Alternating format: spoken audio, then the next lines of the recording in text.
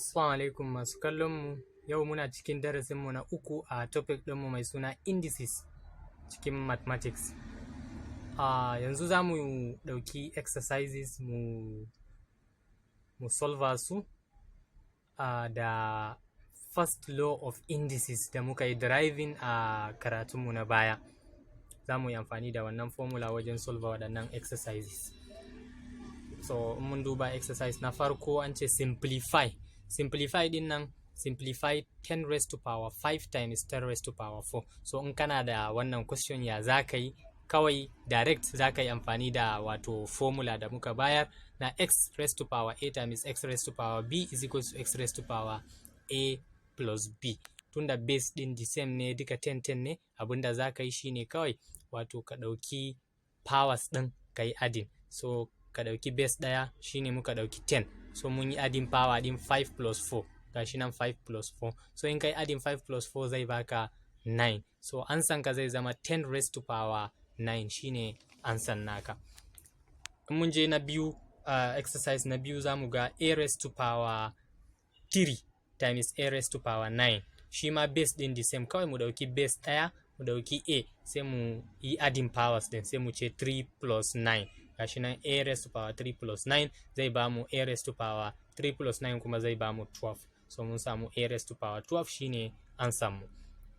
So a layi ɗaya kawai za mu yi wannan solution ɗin da wannan formula, amma in mun ce za mu yi wancan zagayen za mu ɗauki steps da yawa. Haka kuma example 3, 5y times 4y raised to power 4. To wannan ya ɗan sha bamban da examples na baya, domin akwai nambobi ko in ce wato alphabet da kuma coefficient nasu. To abinda zaka in ka samu kanka a irin wannan abun, to yanzu sai ka ɗauki kai kaman collecting like terms. Collecting like terms din nan, tunda a nan akwai number, nan ma side akwai number, to ka fara multiplying din numbers, tunda dukansu tsakaninsu multiplication ne.